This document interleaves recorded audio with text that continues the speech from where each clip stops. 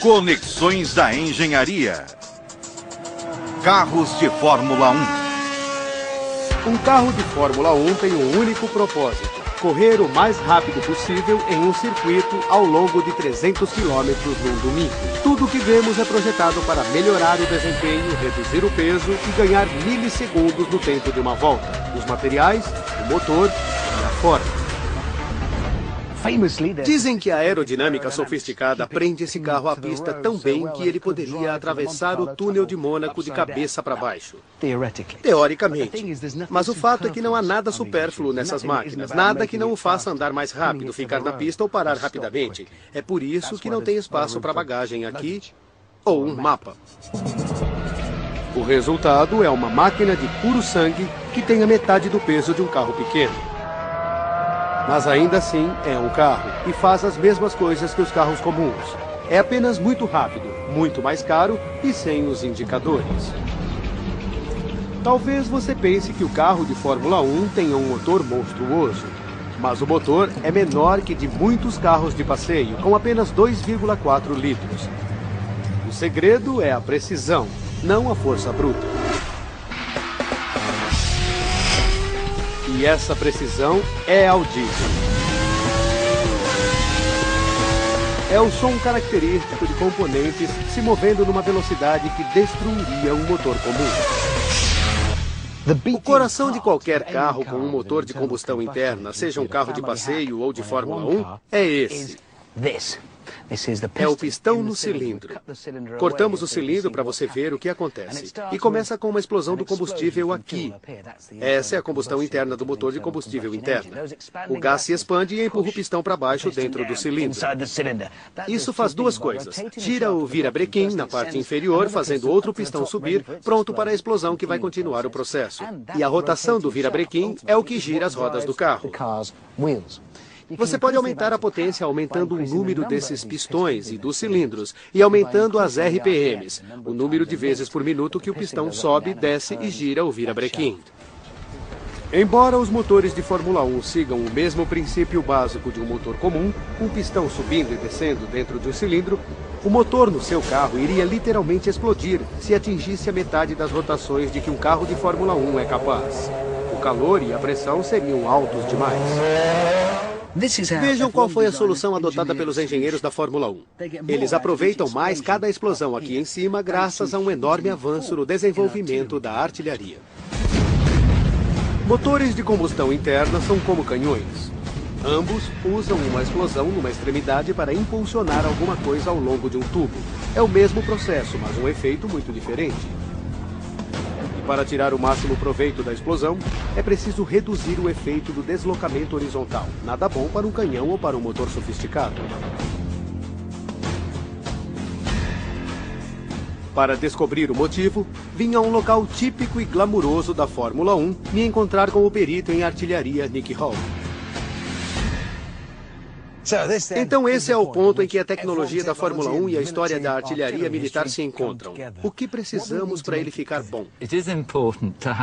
É importante haver o ajuste entre o projétil e o cano.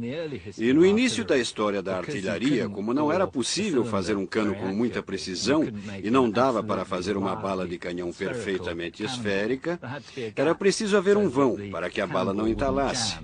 E perdia-se potência com esse vão. A lacuna era um recurso de segurança para garantir que a bala de canhão não ficasse presa no cano. Mas havia um preço a pagar. Então, esse é o vão entre o projétil, a bala, ou neste caso, o pistão, e o cano do canhão, o vão ao redor dela. Sim, o vão horizontal. Bom, Nick, eu tenho dois projéteis aqui, dois pistões, e um deles é menor que o outro. É um pouco menor. Tem uma diferença. Você acha que a diferença entre os projéteis é suficiente para afetar o desempenho no canhão? Sim, acho. Porque esse vão ao redor dele permite que uma grande pressão escape. Então essa pequena diferença vai afetar a distância do disparo? Sim. Então, primeiro o menor dos dois, com um pequeno vão. Isso deve afetar um pouco o desempenho do canhão, mas o torna mais seguro. Eu fico com o maior. É melhor que seja assim, já que esse é o primeiro canhão que eu construí. Muito bem, vamos carregar. É só colocar? Sim. Tudo certo. Muito bem, vamos carregar o canhão.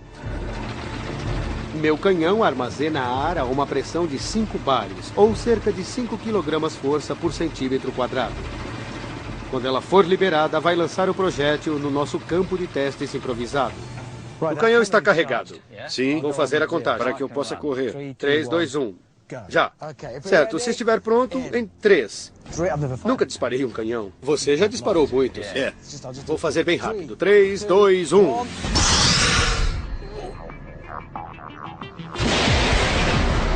Liberada com a ajuda de uma alavanca de alta tecnologia, a pressão força o pistão ao longo do cilindro e para o ar.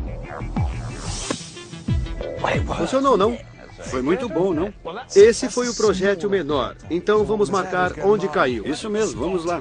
Vou usar a minha bandeira de golfe. Uma boa distância de 48 metros na primeira tentativa. Certo.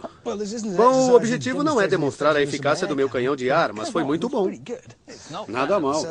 Esse foi o projétil ligeiramente menor, ou pistão, com um pequeno espaço em torno dele, o chamado deslocamento horizontal. Este aqui tem um encaixe melhor. Se fosse grande demais, ficaria apertado e parte da energia seria gasta para vencer o atrito até sair do cano.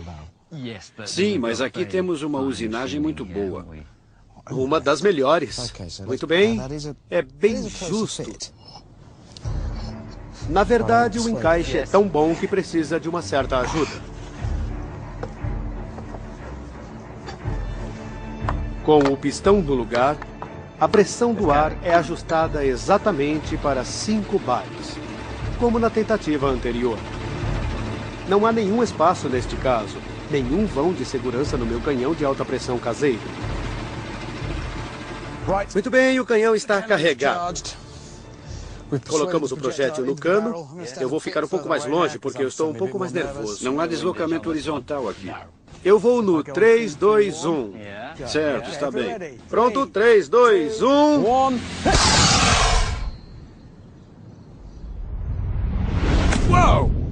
Bem convincente. Foi até mais dramático deste lado. E ele foi claramente mais distante por causa da redução daquele vão minúsculo em torno dele. Isso mesmo.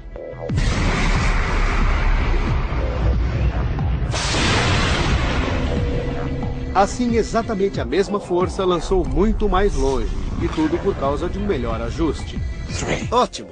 Sabemos que foi mais longe do que a tentativa anterior de 48 metros. Mas quanto mais? 11, 12... Ele foi 12 metros mais longe. De 48. Um aumento de 25% por causa dessa diferença minúscula que fechou o vão. E você não perde a pressão e ganha distância com um ajuste melhor. Mas eu realmente não consigo ver a diferença. Nem dá para sentir com os dedos. Não é mais que a espessura de uma unha. E ele é 25% mais eficiente. A mesma carga, a mesma força, mas é muito mais eficiente eliminando o vão. A usinagem de precisão facilitou a vida dos artilheiros. Tudo graças a John Wilkinson, conhecido em sua época como Wilkinson Louco por Ferro. No final do século XVIII, ele criou o torno de canhões, para fazer canos de canhões com muita precisão. E Wilkinson também percebeu que seu torno poderia fazer motores a vapor mais potentes, com cilindros feitos com precisão. O mesmo princípio torna os carros de Fórmula 1 mais rápidos nas retas. Então, essa pequena variação, um pequeno aumento no tamanho, fez toda a diferença. E esse era um projétil do meu canhão. Se imaginar isso funcionando como um pistão no motor, disparando milhares de vezes por minuto, vai fazer toda a diferença lá também. O motor de um Fórmula 1 chega a 18.000 RPMs, 3 vezes mais do que um carro de passeio. Um carro comum produz cerca de 200 cavalos de potência. Um carro de Fórmula 1 ultrapassa os 800. Não é à toa que faz menos de 2 km por litro. Sua potência se transforma numa velocidade impressionante. E isso é um problema. Um avião jumbo decola a 290 km por hora. Um carro de Fórmula 1 pode exceder essa velocidade cerca de 200 vezes durante uma corrida. Às vezes, carros velozes se comportam como aviões.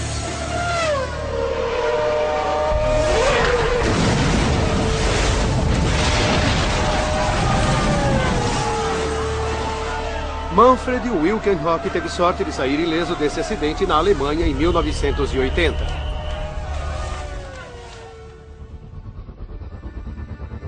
Tem tudo a ver com a forma aerodinâmica do carro. Se estiver errada, o carro pode decolar.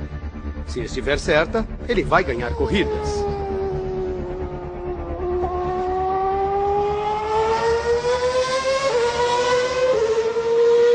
Graças a um antigo veículo muito mais lento e mais silencioso, um barco à vela, carros de Fórmula 1 conseguem manter as 4 rodas no chão. O mesmo princípio que permite aos marinheiros navegar contra o vento, permite aos carros de Fórmula 1 prender as rodas no asfalto e fazer curvas em alta velocidade.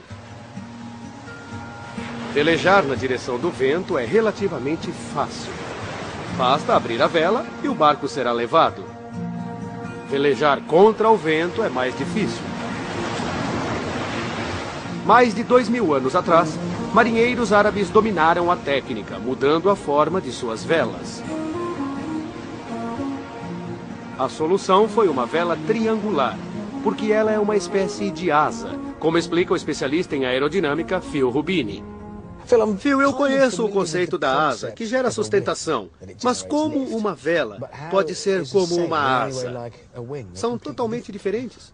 Elas parecem diferentes, mas se pensar na asa, você sabe que a asa faz o avião voar. E para manter essa asa no ar, precisamos de uma força empurrando para cima. Essa força é gerada pelo ar quando ele passa sobre a asa. O formato de aerofólio cria uma baixa pressão acima da asa e ela sobe. O mesmo princípio ajuda marinheiros antigos e modernos. Há 2000 anos, os marinheiros árabes inventaram a asa que nós usamos hoje em aviões. Agora pense num barco à vela. A vela parece um pouco com uma asa.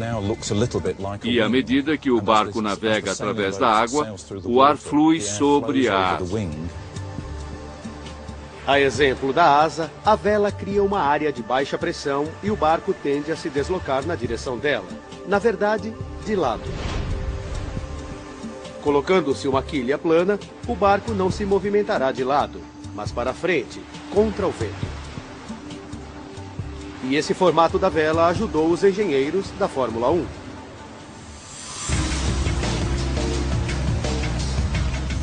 Este não é um carro de Fórmula 1. Mas graças a algumas modificações inspiradas por marinheiros árabes, aqui, em um dos túneis de vento mais sofisticados do mundo, nós podemos fazê-lo se comportar como um.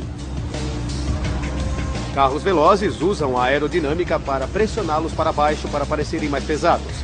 Isso não parece ideal, mas um carro pesado tem menos chances de decolar. Nesse túnel há sensores que pesam o carro. Ele tem cerca de 1 tonelada, mas isso deve mudar quando acionarmos o pequeno furacão que eles têm aqui.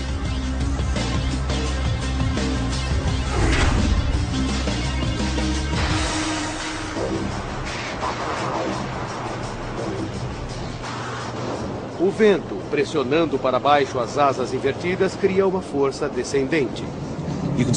Pode ver aqui a força que é produzida. É um número negativo porque as asas estão empurrando o carro para baixo em vez de para cima. É uma sustentação negativa. Isso mesmo, empurra para baixo. Minhas modificações pressionam o carro no chão. Isso é bom para dar mais aderência aos pneus e bom para fazer curvas. O vento sopra a cerca de 130 km por hora, mas os engenheiros aqui podem calcular o que aconteceria a 320 km por hora. Essa tela está mostrando os efeitos se o carro estivesse na velocidade de um Fórmula 1. E nessa velocidade podemos ver agora que está com menos 1,195, ou seja, está empurrando para baixo em vez de levantar. É uma força e tanto, hein? Minhas asas tornariam o carro 1 tonelada mais pesado. Ele não iria decolar. É uma pressão aerodinâmica significativa, mas veja o arrasto. É enorme. As grandes asas criam um grande arrasto, ou resistência do ar, o que deixa o carro mais lento. E os engenheiros da Fórmula 1 lutam para reduzir o arrasto ao mesmo tempo que aumentam a força descendente. Meu carro provavelmente não chegaria a 100 km por hora, a menos que eu conseguisse encaixar vários motores de Fórmula 1 nele. É uma ideia, mas não é prática.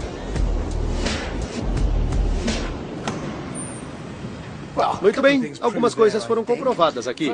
Em primeiro lugar, que não vou ser um projetista aerodinâmico de uma equipe de Fórmula 1 tão cedo. Mas a teoria funciona. Esses spoilers, essas asas de cabeça para baixo, têm um efeito que pressiona o carro para baixo, quase dobrando o peso normal dele. Assim, se você ainda estava em dúvida, a aerodinâmica faz uma enorme diferença na forma como o carro se comporta. Mas não precisa dizer isso a Manfred. Carros de corrida, por sua própria natureza, são muito rápidos. E se algo der errado, vai acontecer muito rápido. Surpreendente. Esse piloto também sobreviveu, porque a segurança hoje é primordial no automobilismo. Os engenheiros da Fórmula 1 têm de percorrer a linha tênue entre fazer os carros leves o bastante para serem competitivos, mas fortes o bastante para serem seguros. Isto requer um material rígido, leve e forte. Um carro rígido faz curvas mais rápido, ele não se torce e as rodas nunca deixam o solo. Um carro leve acelera e freia com mais rapidez. E um carro forte protege o piloto. Se ele estiver nervoso, não vai levar o carro ao limite. Encontrar um material rígido, leve e forte seria o santo graal para os engenheiros da Fórmula 1. 40 anos atrás, a divisão aeroespacial da Rolls-Royce decidiu fazer exatamente isso. Eles começaram a trabalhar com um material novo e revolucionário. Ele foi usado nas pás de alta velocidade do novo motor a jato. As pás tinham de ser muito leves e muito fortes. Isso lembra alguma coisa?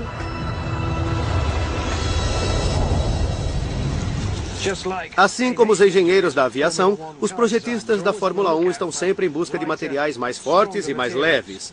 E a resposta para isso está atrás destas portas. Só que é uma coisa muito especial. Por isso eu preciso me cobrir.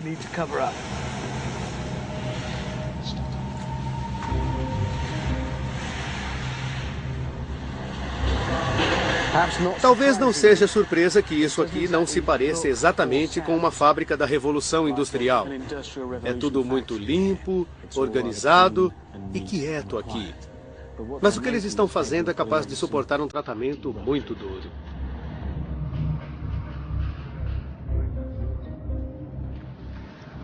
Essa é a fibra de carbono em seu estado bruto e flexível. Não dá para imaginar que isso é usado para fazer pás de motores a jato ou carros de Fórmula 1. E não é mesmo. Não nessa forma. São necessários 2 elementos a mais para que ela esteja pronta para a pista: calor e pressão. Basicamente, se coloca o material numa panela de pressão. Uma panela de pressão muito grande.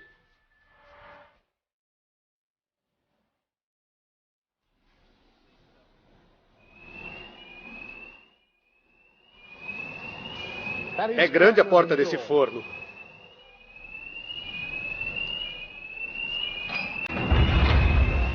Muito bem, agora é só ligar a coisa e esperar. O material resultante é leve, mas incrivelmente resistente. O suficiente para fazer um carro de Fórmula 1. Toda fibra de carbono começa a vida como um fio. Ele pode ser transformado num tecido ou diretamente num componente de alta resistência. Estes eixos de transmissão de fibra de carbono serão usados em carros de passeio muito caros e em carros da corrida de Le Mans. Fabricantes e pilotos precisam saber exatamente quanto esforço um eixo de transmissão de fibra de carbono consegue suportar. E esse é o mundo de Chris Jones. engenheiro de testes de um grande fabricante. Então, Chris, engenheiro de testes significa que você testa as coisas até a destruição? É, basicamente.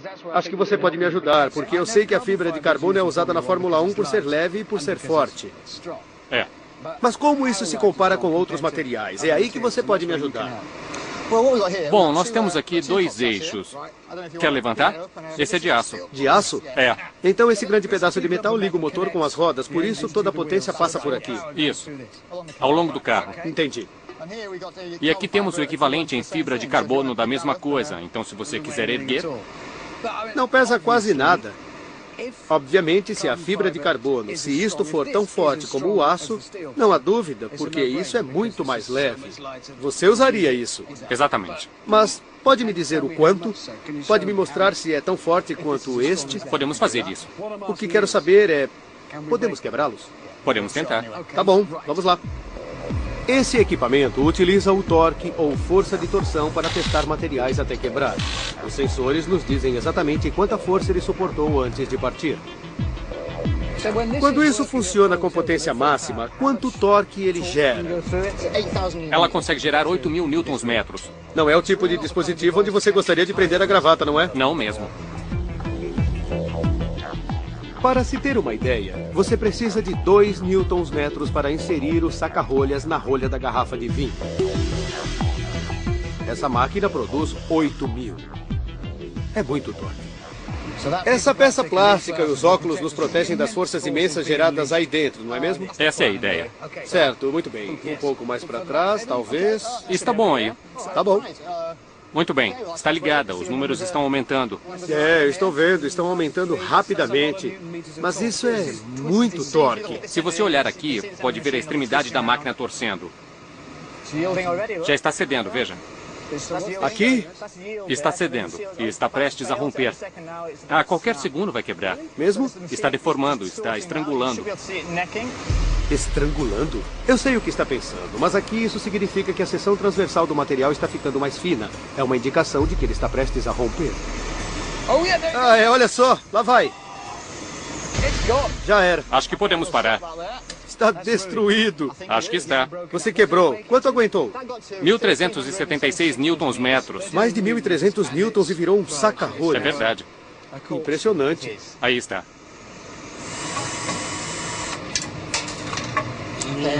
Aí está. Ele certamente não voltou ao normal. Não. Está bem estragado. Agora sabemos o limite para este. Vamos ver quanto de fibra de carbono aguenta. Tudo bem, vamos lá. Agora eu estou vendo como isso aqui é bem mais leve. Mais leve, mas teoricamente muito mais forte e muito mais caro. 2.500 libras ou 4.000 dólares, somente por este eixo. Parece melhor, não? Parece. São bastante atrativos, não? Eu não acredito que possa ser tão forte como o aço.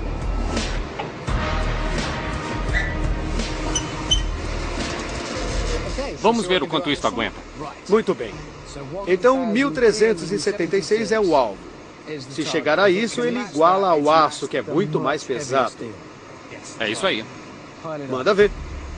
Começou. Está subindo bem rápido. Essa máquina nos dá moleza, não é? 1.040, 1.100, está chegando perto do aço. 1.300, passou direto, está totalmente intacto. Não sofreu nenhum dano ainda. Então essa coisa que é muito, muito, muito mais leve... Mais leve e mais forte. Passou batido pelo aço. Até onde acha que chega? Uns 4.500. 4.500? Comparado com 1.300 para o aço, e pesa muito menos.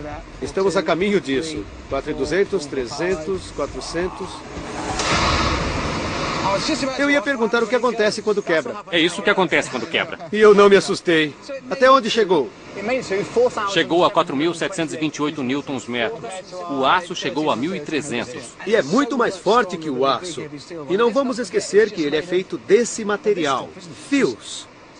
Basicamente, é só um fio muito caro. É isso aí, apenas isso. Graças a um motor a jato, a fibra de carbono é perfeita para fazer carros leves e, por consequência, velozes. Um carro de Fórmula 1 é feito da mesma forma que se faz um vestido, seguindo um padrão. Cada parte necessária para a fabricação de todos os componentes é cortada com precisão no tecido de carbono. Incluindo isto, o monocoque, ou capa do veículo. É o cockpit para o piloto. Esta casca ultraleve também é o corpo do carro. Não há nenhuma estrutura interna. Não há necessidade, pois a fibra de carbono é resistente por si só. Tudo o que protege o piloto é uma pele de carbono. Mas essa não é a única coisa que precisa de uma proteção cuidadosa nessas feras aerodinâmicas. Carros de Fórmula 1 usam praticamente o mesmo combustível que você e eu compramos no posto. Mas gasolina é gasolina e é altamente inflamável. Essa é a questão central. Nas corridas, os carros de Fórmula 1 devem levar todo o combustível necessário desde o início. 200 litros de gasolina viajando a 320 km por hora. É praticamente um míssil. O tanque tem que ser forte ou o piloto pode morrer torrado. Um aumento da força costuma acarretar um aumento no peso, mas no mundo anoréxico da Fórmula 1, isso não é uma opção. E graças a um colete à prova de balas, os carros permanecem seguros, leves e rápidos. A solução dos projetistas da Fórmula 1 foi um pouco flexível. Em vez de construir um tanque de combustível rígido para resistir a impactos, eles fizeram uma coisa que funciona mais ou menos como a suspensão de um carro, com certa maleabilidade. Aqui eu tenho um garrafão de água e uma bola de borracha de academia. Os dois com água dentro. Vou largá-los daqui, da mesma altura, 15 metros, e então veremos o princípio em ação. O garrafão primeiro, eu acho. É só deixar cair. Vamos lá? Puxa vida. Não funcionou. Isso seria ruim num tanque de combustível. Agora, a bola. Certo. Melhor assim. Embora nossa queda de 15 metros não tenha criado a velocidade da Fórmula 1, ela mostra com precisão o tipo de forças que um tanque de combustível pode experimentar durante um impacto.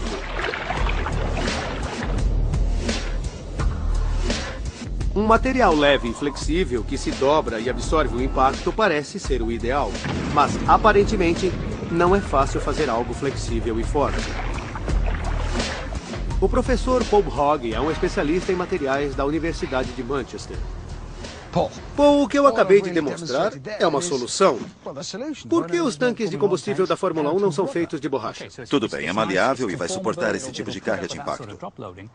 Mas o que acontece se tiver uma coisa afiada que possa perfurar? Este material é, na verdade, muito fraco. A maioria das coisas que tornam os materiais flexíveis tende a torná-los mais fracos ao mesmo tempo. Então, se tiver uma coisa afiada que possa perfurar isso, vai ter um problema. Se houver um impacto pontiagudo e afiado, alguma coisa como, digamos, uma flecha? Uma flecha. Que bom que você disse isso. O nosso amigo aqui, o arqueiro Steve Halfes, vai atirar uma flecha em chamas nisto aqui, que vamos usar para esta demonstração. Vai ser nosso tanque de combustível. É outra bola de borracha cheia de combustível. Vou colocá-la aqui. Steve? Como a nossa bola tem vários litros de gasolina e estamos prestes a atirar nela com uma flecha em chamas, achamos melhor deixar os bombeiros locais de prontidão. Parece que eles atendem a muitos casos de incêndios provocados por flechas em chamas em Lancashire. Steve, acha que consegue acertar uma flecha em chamas daqui? Posso tentar. Ótimo. Se você vê Fórmula 1, sabe que esse é exatamente o tipo de coisa que pode acontecer numa corrida. Fogo aceso.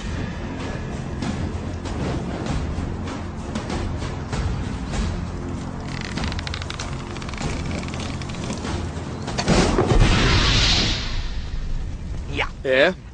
Foi por isso que proibiram arco e flecha nos autódromos. Embora flechas flamejantes não sejam um problema comum numa corrida, os 230 litros do tanque de combustível de um carro de Fórmula 1 ficam entre um motor extremamente quente e um piloto vulnerável.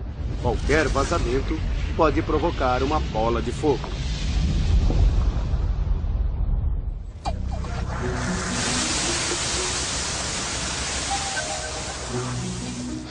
Talvez seja um exagero.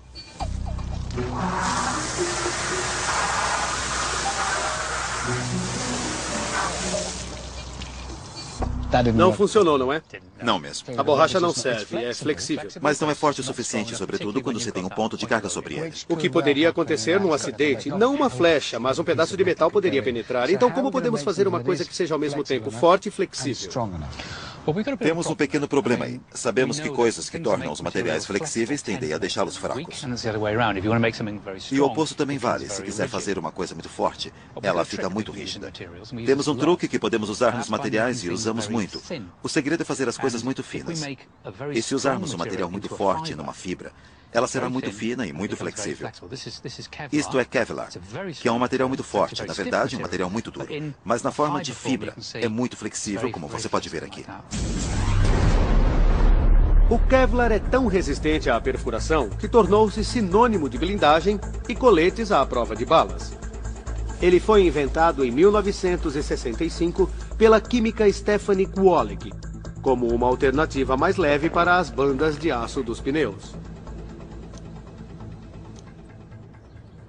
Certo, então esse é um material muito forte, mas muito fino, o que o torna flexível. Isso é brilhante. Esse material é cerca de 5 a 10 vezes mais forte que o aço. Isso mesmo. Assim como a fibra de carbono, este material é mais forte que o aço. De 5 a 10 vezes mais forte. É por esse motivo que pode ser feita tão fina. Então, fazendo um material como o Kevlar bem fino, ele pode ficar flexível e forte, mas não vai segurar o combustível. Ele vai vazar. A primeira coisa a fazer é transformá-lo em algum tipo de tecido para que possamos dar uma forma a esse material. Mas um tecido não vai segurar o combustível, não é mesmo? Então temos que envolver isso em alguma coisa que também seja flexível. Pegamos isso e combinamos com a borracha. E por fim, nós temos isso aqui. E esse é para valer, é um verdadeiro tanque de Fórmula 1. Emprestaram para nós. Não parece grande coisa, mas é muito inteligente e também muito caro. Milhares de dólares são gastos para fazer um desses. E ele combina as propriedades desses dois materiais, ou seja, ele é duro, forte e vai conter o combustível sem vazar. Basicamente, é borracha reforçada com Kevlar para dar a força que precisa. Deveríamos testar isso com outra flecha em chamas, mas eu realmente não posso... Não? Não. Vai haver protestos, é muito caro, pegamos emprestado e temos que devolver. No entanto, planejei uma coisa aqui que pode resolver o nosso problema. Eu trouxe o primo industrial do material usado no tanque de Fórmula 1. Kevlar emborrachado. Esse é o material. Essa é a fibra de Kevlar do lado de dentro, dando a força, e esta é a borracha. Ainda é flexível, mas muito, muito forte, combinando as propriedades dos dois materiais. Steve, tem mais flechas flamejantes aí? Acho que precisamos de outra.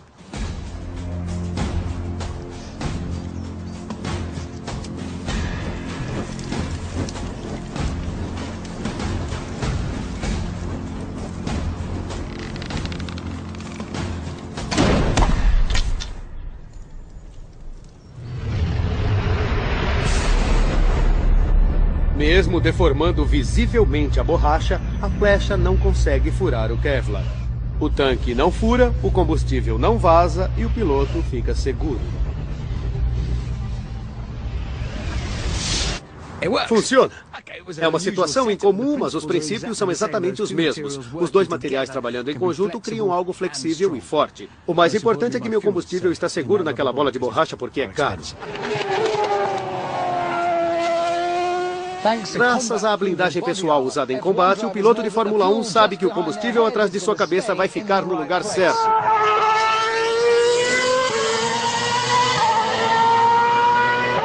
E os únicos furos que podem preocupar são nos pneus. Os pneus da Fórmula 1 não são projetados para durar a corrida inteira, o que significa que precisam ser trocados pelo menos uma vez durante a prova. Quanto tempo você leva para trocar um pneu? 15 minutos? 20? No mundo obcecado por velocidade da Fórmula 1, isso não seria aceitável. Os mecânicos da Fórmula 1 conseguem trocar as 4 rodas em menos de 10 segundos. O segredo é ter uma equipe treinada com precisão militar e as ferramentas adequadas. Em vez de 4 ou 5 parafusos, as rodas de um Fórmula 1 têm um grande parafuso central que pode ser retirado em menos de um segundo com uma pistola pneumática.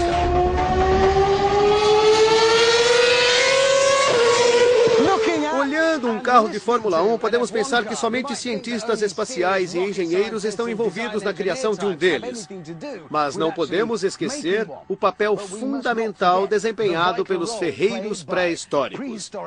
Porque a técnica usada para fazer esta espada também ajuda um carro de Fórmula 1 a voar pela pista. Coisas que andam rápido costumam ficar quentes. E carros de Fórmula 1 não são diferentes. Algumas das peças mais quentes e mais exigidas de um carro de Fórmula 1 são as rodas. Elas podem girar 150 mil vezes numa corrida e conter freios que podem trabalhar em temperaturas de 1000 graus Celsius. Carros de passeio usam rodas de aço. Isso não é bom para a Fórmula 1. O aço é muito pesado e muito fraco. Então, qual é a alternativa? O material que eles usam é este, o magnésio, que tem muitas propriedades úteis. Ele também é usado nessa coisa que eu tenho nas mãos, que é um kit de ignição. Isso é preocupante.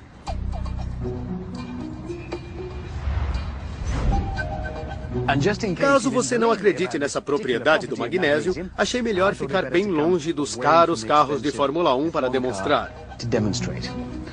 Primeiro, raspe um pouco de magnésio. E em seguida, jogue uma faísca. Assim. Se eu conseguir.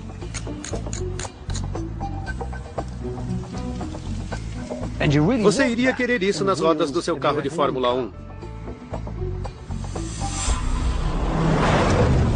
Em circunstâncias raras, como por exemplo quando um furo permite que a roda raspe no asfalto, o magnésio pode pegar fogo, com efeitos dramáticos.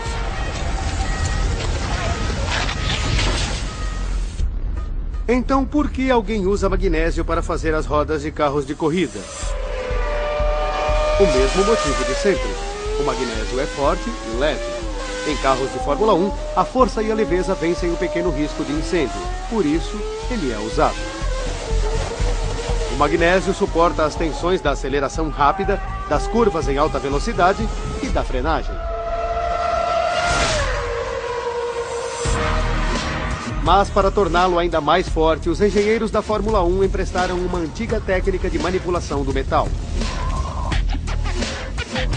Para moldar o metal, podemos simplesmente derretê-lo e derramá-lo em uma forma, como os ferreiros Mike Husser e Craig Jones mostram para mim. Isso ainda está extremamente quente. Não consigo abrir, não tenho força. Mas é só um teste e eu não consigo. Tudo bem, tá na cara que eu não sou um ferreiro, não é? É isso que acabamos de fazer? Um martelo. Aí está, fizemos um martelo.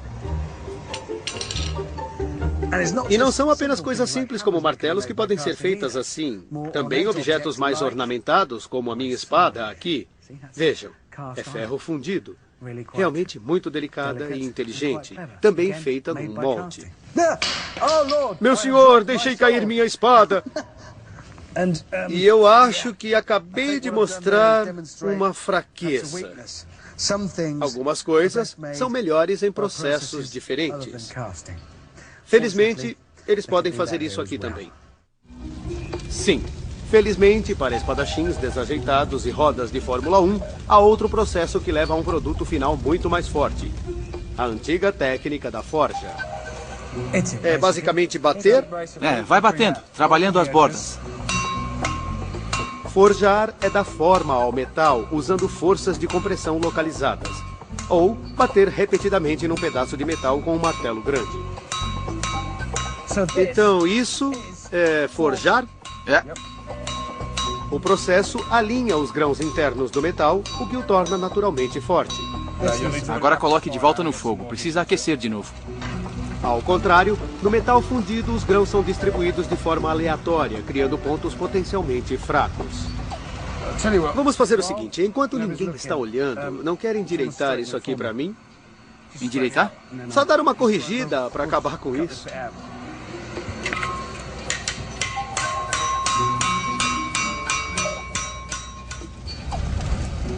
Depois de várias horas extenuantes na forja, meu sangue, suor e lágrimas são recompensados. Agora sim. Está quase perfeito. Eu fiz isso. Tudo isso. Obviamente levaria muito tempo para se aprender a fazer isso, mas você pode terminar para mim? Eu vou dar uma olhada. Ótimo. Com um leve polimento feito por meu assistente, minha espada glamurosa está pronta para uma exposição. Muito obrigado. A minha espada forjada já parece melhor do que a espada moldada. É mais leve, mas é mais forte? Sim, obviamente é muito mais forte do que a anterior. Por esse motivo, as equipes de Fórmula 1 usam rodas de magnésio forjadas. Forjar é melhor do que fundir. E isso antes mesmo de pensarmos o peso, porque esta espada inteira, forjada, pesa muito menos do que esse pedaço de espada de ferro fundido. O mesmo vale para as rodas. Uma roda forjada é mais leve e mais forte do que uma roda fundida. Como seria de esperar, as equipes de Fórmula 1 têm exércitos de ferreiros forjando rodas. Na verdade, o processo é um pouco mais industrializado. Uma liga semifundida é moldada no formato com uma força de 9.000 toneladas. Os grãos estão alinhados e o resultado é uma roda incrivelmente forte. Apenas reze para o pneu não furar. Tudo num carro de Fórmula 1 é projetado para levá-lo da linha de partida à bandeira quadriculada o mais rapidamente possível e é um grande atrativo para milhões de pessoas em todo o mundo. Mas uma grande parte dessa corrida não acontece ali na pista, porque os engenheiros competem constantemente com uma ferocidade incrível para ganhar uma vantagem de apenas alguns milissegundos sobre seus concorrentes. E isso significa estar no limite da ciência e da engenharia, descobrindo tecnologias que acabam longe dos autódromos. Na verdade, quase tanto quanto Marte. Normalmente, a tecnologia surge a partir da exploração espacial. Os carros de Fórmula 1 inverteram essa situação. Sim, os plásticos de alta tecnologia utilizados na sonda espacial Beagle 2 foram desenvolvidos graças aos carros de Fórmula 1. E com o risco de exagerar na metáfora, eles são como as borboletas. Mesmo depois da morte, são considerados objetos de beleza e apreciados por colecionadores. E é fácil ser seduzido pela beleza crua destas coisas, pela profundidade do trabalho artesanal.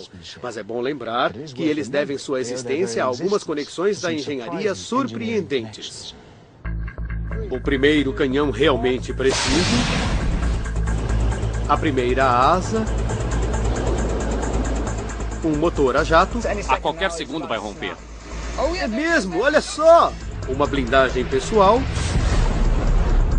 e a forja de um ferreiro. Pareço ameaçador. Eu sei.